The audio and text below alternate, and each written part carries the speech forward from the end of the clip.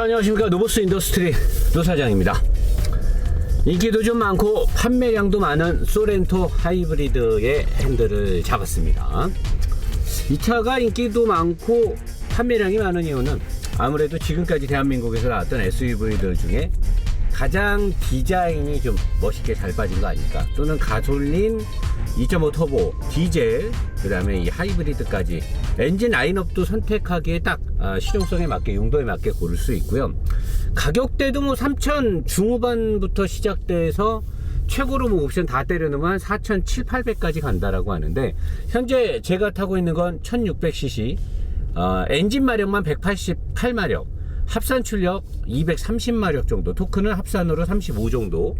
출고 가격은 이 차는 이제 옵션 좀 넣고 해서 4,300만원 정도 된다고 합니다. 근데 소렌토 구매하시는 분들 물어봤더니 보통 4,000만원에서 4,300만원 사이를 제일 많이 산다고 하더라고요.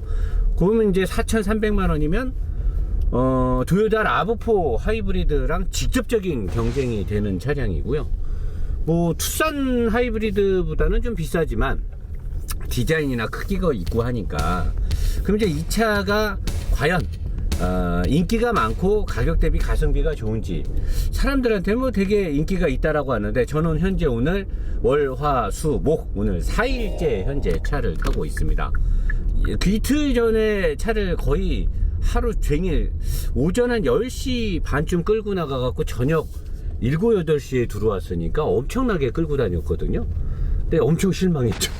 나는 타면서 최근 들어 카니발 이후로 이렇게 멀미 나는 차는 또 처음 타봐가지고, 가만 보면은 기아 자동차들이 좀 멀미 나는 차가 많죠.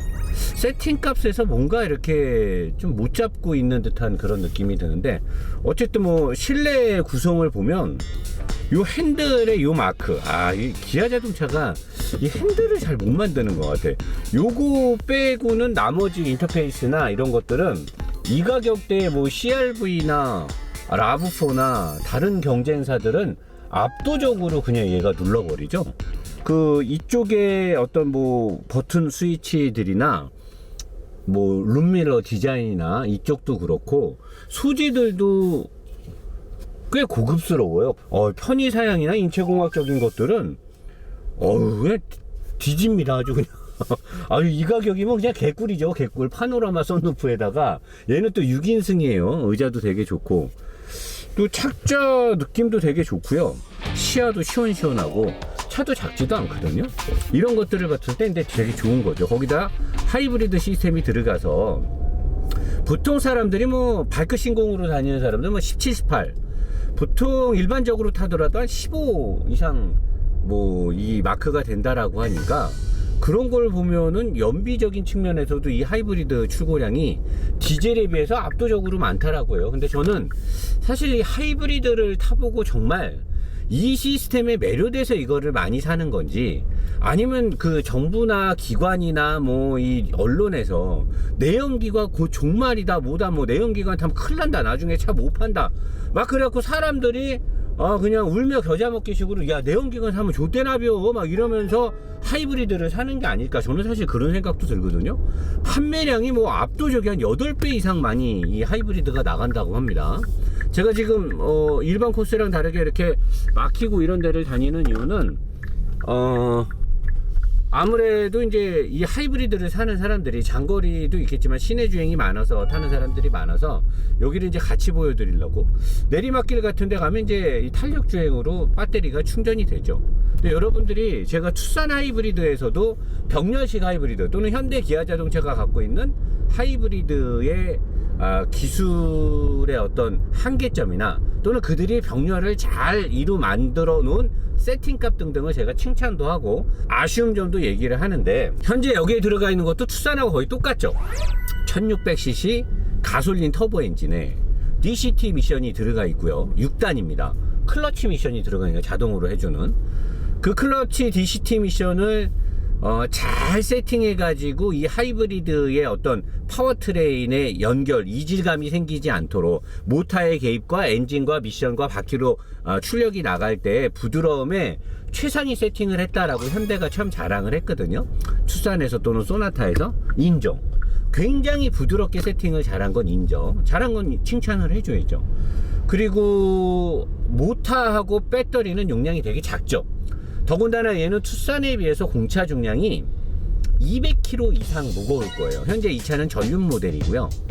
얘는 배터리하고 그 모터가 토요타나 렉서스가 쓰고 있는 하이브리드에 비해서 한 3분의 1 정도밖에 안 될 겁니다. 그 총 출력이, 모터의 출력이. 혼다가 쓰고 있는 어코드에 들어간 거나 그런 애들에 비해서는 한 5분의 1 정도 작은, 20% 수준, 굉장히 작은. 그래서 이 병렬식, 현대 기아가 만드는 병렬식 하이브리드는 우선이 전기 모터, EV 모드로 갈 수 있는 거는 거의 불가능하죠. 전기 모터로 진짜 발끝 신공으로 가면 뭐 내가 이따 실험해 보겠지만 뭐 최대로 한 60, 70km까지는 갈 수 있는데 그거는 거의 자전거랑 비슷한 속도로 가야 가능한 거고요. 일반 차들하고 가는 걸로 간다라고 하면 출발과 동시에 바로 엔진이 살아나죠. 제가 여기서도 보여드릴게요. 얘는 배터리도 굉장히 작아서 무게 증가를 억제시키고 배터리 값도 싼 거를 넣은 거죠. 저렴하게. 모터도 작은 걸 넣어서 전체적인 하이브리드 시스템에 큰 설계 비용이 들어가지 않게. 앞차를 따라가려면 바로 엔진이 이렇게 살아나야 됩니다. 내가 쟤들보다 빨리 가지 않아도 엔진이 살아나지 않으면 절대 일반적으로 못 가죠. 토요타나 렉서스가 쓰는 또는 혼다가 쓰는 거는 모터랑 배터리가 크기 때문에 걔네들은 모터랑 배터리라도 어느 정도 가는데 얘는 다른 차들보다 이렇게 늦게 가도 내가 왜 카메라를 다 이렇게 달아놨느냐, 이걸 다 증명하려고. 다른 차들하고 좀 늦게 가거나 조금만 따라가려고 해도 추월은 생각도 하시면 안 되고요.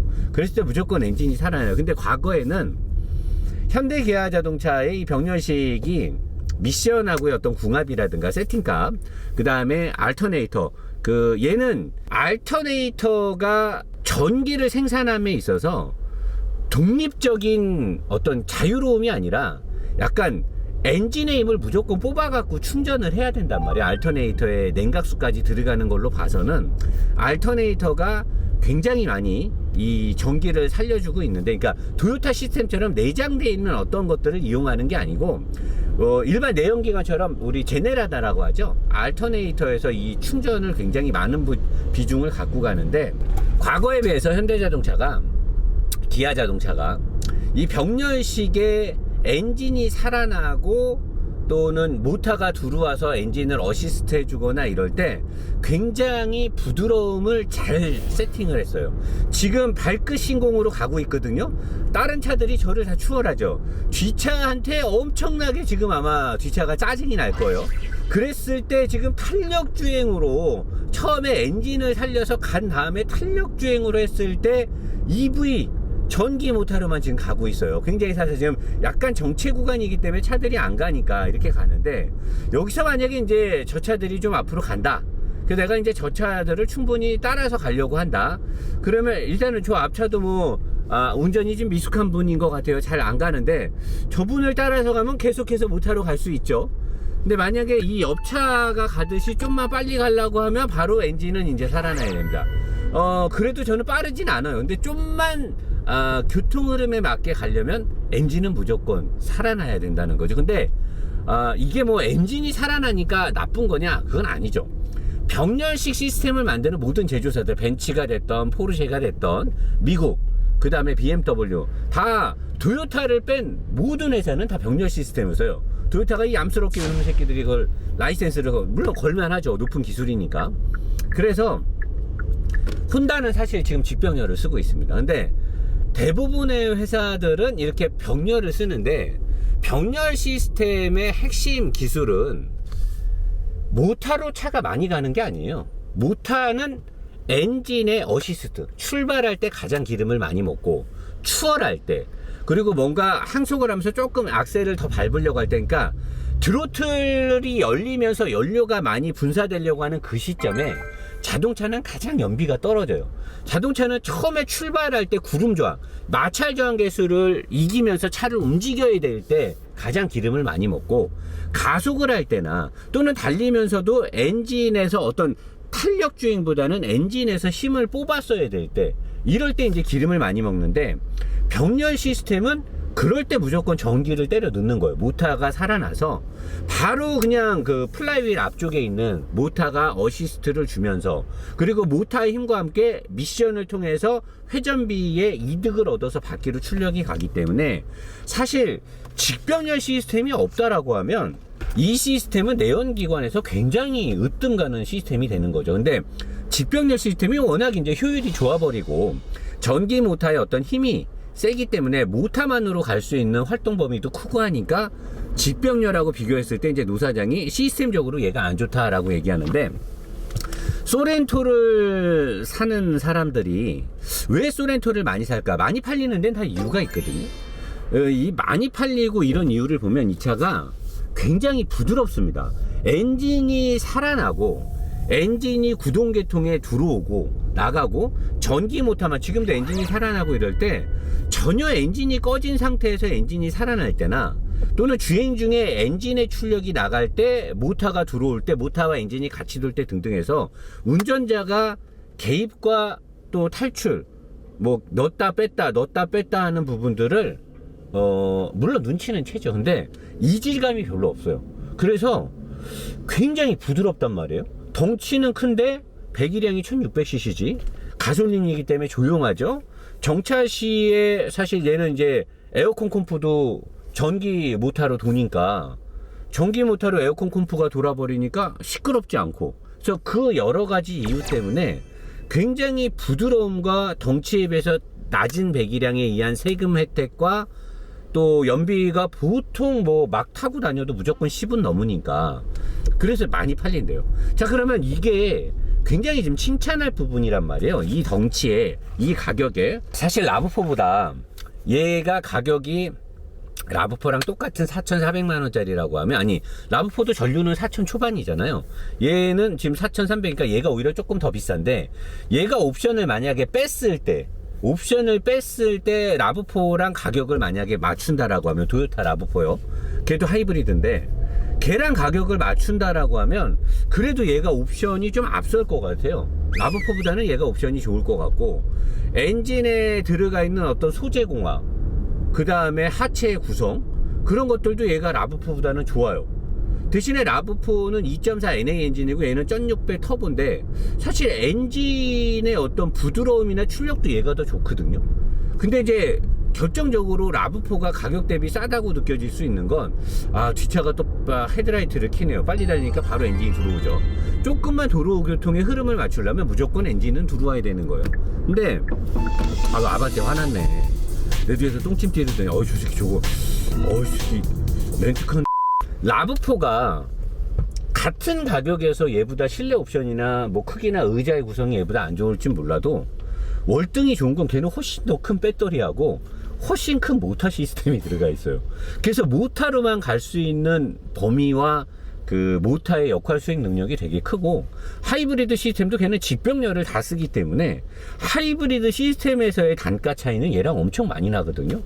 그렇게 따지면은 시스템의 우월함을 가지면서 실내 옵션이나 이런 것들을 좀 죽이고 오리지널 직병렬의 하이브리드인 라브4를 사는 게 맞느냐, 아니면 우리나라 태생이고 현대 기아가 만든 거고 노사장 말대로 정말 부드럽고 조용하고 옵션이 좋은 소렌토 하이브리드를 사는 거냐. 제가 지금 정확하게 답을 알려드릴게요.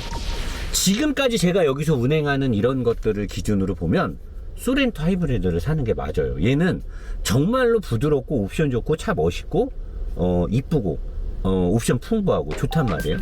근데 자동차라는 거는 달리는데 최우선 포커스가 저는 맞춰져야 된다고 보거든요. 달리고 서고 주행에 관련된 안전성. 근데 최근에 현대기아에서 나오는 차들이, 과거의 현대기아 차들이 2000년대 한 초중반까지 나왔던, 중후반까지 나왔던, 알버트 비어만 형님 오시기 전까지 달림에 있어서 근본이 약간 부족했던 주행 세팅이, 요즘 얘네들이 그래요. 사실 하이브리드가 부드럽고 연비가 좋아야 되고 사람들이 어떤 느끼는 여러 가지 것들이 지금까지 전반부에 얘기했던 이런 것들이 주 목적성이 맞는 거다. 그러면 현대 기아는 거기에 맞게 진화를 한 거예요. 미션이 됐던 하이브리드 시스템이 됐던 뭐가 됐던 간에. 근데 저는 사람들의 필요에 의해서 토요타 하이브리드도 마찬가지예요. 걔네들도 미션이 바뀌었어요. 이 CVT 미션인 파워 스플릿 디바이스도 많이 진화를 하면서 단가를 내려가면서 사람들이 원하는 부분으로 하이브리드가 진화를 했단 말이에요. 목적성에 맞게. 근데 목적성에 맞게 진화를 할 때도 기본 베이스는 철저하게 지키면서 목적성에 맞게 단가를 내리면서 사람들이 추구하는 부드러움과 조용함에 뭐 그렇게 가면 되는데, 얘는 현대 기아는 너무 그 목적성만을 생각하고 나머지 것들은 답을 못 찾고 있다라는 느낌이 드는 거죠. 이런 차들도 사실은 달렸을 때 지금도 달리면 토요타 라브4보다 월등히 조용하고 좋단 말이에요. 하지만 좀만 달리면 바로 어지러움이 옵니다. 그리고 그다음 높은 속도가 아닌데 브레이크를 밟으면 심장이 쫄깃해 뛰고 차가 휘청휘청 거려요. 일단은 이 투싼 하이브리드도 제가 주행을 하면서 굉장히 많이 실망을 했잖아요. 근데 이 소렌토 하이브리드는 투싼보다 휠 베이스도 살짝 더 길면서 앞쪽에 무게 편중이 더 심한 건지 모르겠으나 전체적으로 200kg 이상이 무겁다 보니까 각 바퀴에서 차체를 정확하게 잡지를 못해요. 각 바퀴가 되게, 그러니까 부드러움에는 이루 말할 수 없이 좋아요. 근데 사람들이, 모르는 사람들은 부드럽고 조용하고 엄청 좋은 차인 줄 아는데, 부드럽고 낮은 속도에서 조용하게 만드는 건 그렇게 높은 기술이 아니에요. 부드럽게 만드는 건 되게 쉽단 말이죠. 근데 달리면서 안정감이 있어야 되고 어떤 전체적인 밸런스, 자동차는 2톤에 육박하는 쇳덩어리가 움직이는 거기 때문에 전체적인 밸런싱이 되게 중요하단 말이에요.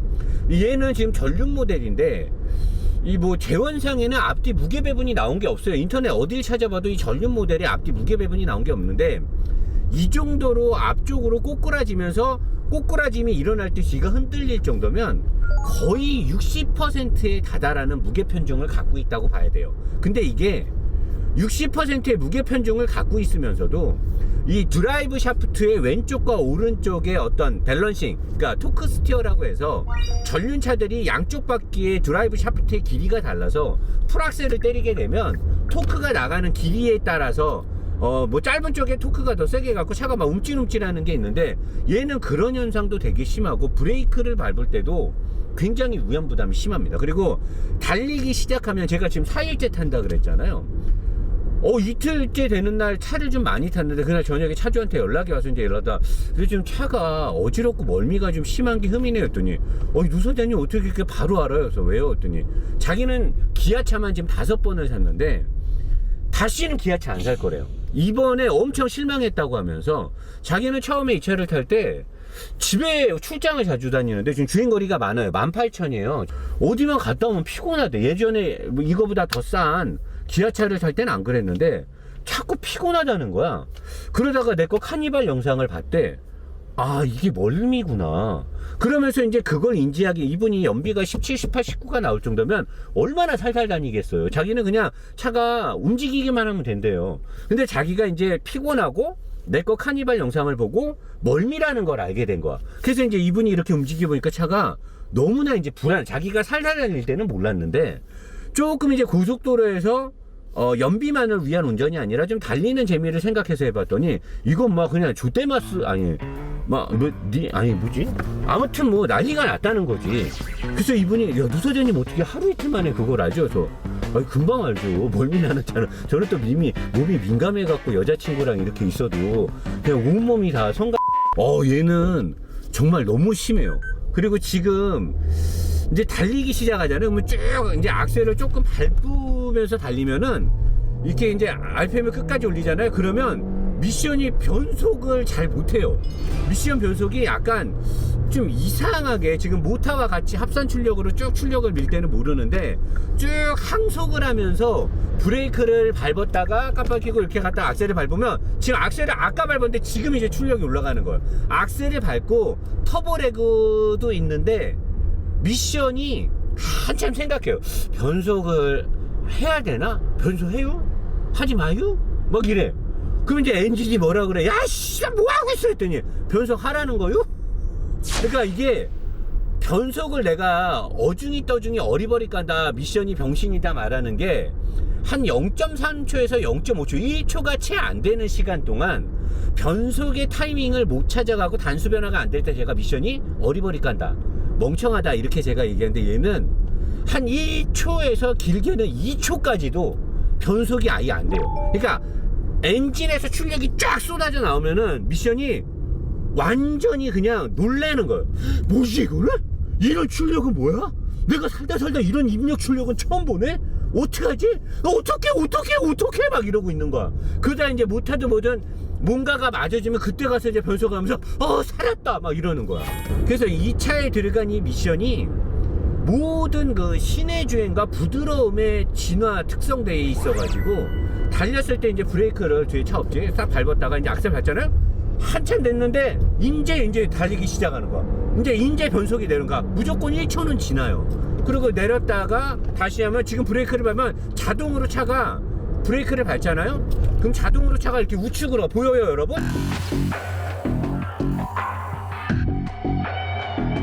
저 핸들 안 움직였습니다. 지금 여기 이거 달아놨죠? 증거 잡으려고 우측으로 자동으로 가요. 자동으로 낮은, 그러니까 브레이크를 밟으면, 혹시 그런 기술도 있어. 브레이크를 밟으면 속도가 줄잖아. 고속도로에서 낮은 속도들은 우측 차선으로 가야 되는 거예요. 기아 자동차가 그거를 배려했을 수도 있어. 급브레이크와 함께 자동으로 저속 차량 바깥 차선으로 차를 안내해주는 그 기능이, 이게 이러면 완전 나가린데. 내가 이거를 왜 갖고 왔냐면, 얘가 지금 대머리가 까졌잖아요. 원래는 얘가 원래 이렇게 머리숱이 있는 애야, 이렇게.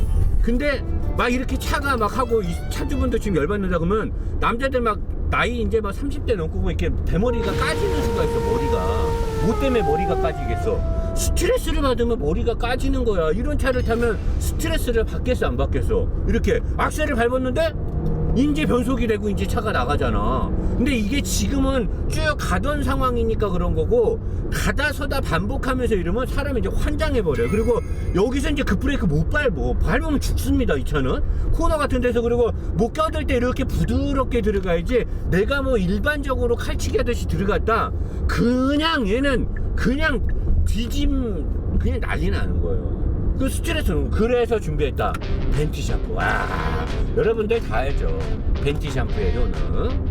이 두피의 어떤 트러블을 방지해주는 성분. 그러니까 모든 이 탈모 예방 샴푸에 들어가는 성분, 식약처에서 인정해줘야 되는 성분이 다 똑같이 들어갔어요, 일반 샴푸랑. 하지만 조금 더 많이 넣어줬다는 거죠. 그 성분이 비싼데 많이 넣기 때문에 효과가 즉각 오면서, 얘로 머리를 자주 감으면 몇 번만 감아도 한 두세 번만 감아도 느껴져요. 머릿결에 힘이 생기고 뿌리에 힘이 생겨요. 얘는 이제 머리가 막 나고 그러지 않아요. 어떤 사람들이 막 이거를 막 이상한데 막 뭐 하고 막 그러는데, 그런 머리 나는 샴푸 아닙니다. 머리가 없을 때는 머릿결에 힘을 주는 샴푸예요. 머릿결에 힘을 주는, 머리가 빡빡해지고 머리가 잘 안 빠지게 해주는 샴푸인데, 그리고 이거는 여러분들을 위해서 하는 거예요. 나를 위해서가 아니라. 뭐냐, 이 샴푸가 다 좋은데 비싸단 말이야. 그러니까 우리 직장인들, 어린 친구들, 또는 뭐 나이 있어도 나한테 투자할 돈이 없는 분들도 많잖아요. 먹고 살기 바빠서. 좋은 샴푸인지를 알겠는데 쓸 돈이 사기에 비싼 거야. 이게 일반 샴푸들보다 비싸단 말이야. 그래서 준비한 거지. 하나 살 돈으로 2개. 그러면 이게 가격이 일반 샴푸보다 더 싼 거야. 근데 이 좋은 샴푸, 이런 대용량을 2개 사면 몇 달을 그냥 쓰는 거지. 이게 지금 소렌토 하이브리드 리뷰가 중요한 게 아니라니까. 지금 노브스몰에 들어가서 개꿀. 근데 자동차는 어쨌든 사람을 태우고 이동하기 위해서 타는 거 아닙니까? 조용하려고만 타는 건 아니잖아요. 이 차 사서 그래 시내만 주구장창 탈 거다, 동네에서. 정말 놀러 다니지 않을 겁니까? 정말 뭐 국도로 어디로 이렇게 안 갈 거예요? 이런데 지금 가면 머리가 어지럽다니까요. 그래, 여러분들 이거 보이시죠? 계속 보이시죠? 100km 전후에서 100km잖아요. 그때는 어떠한 방법에서도 전기 모터로는 못 가요. 100km의 회전비를 모터가 감당을 못하는 거죠.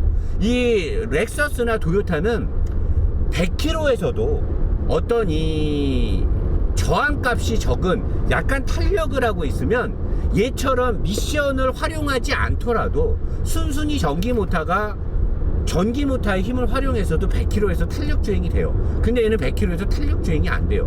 무조건 모터하고 배터리는 엔진의 어시스트에 최고 포커스를 맞추고 간단 말이에요. 여러분 보시면 알겠지만 계속해서 여기 들어오죠. 자, 여기서 브레이크 밟아보면 오!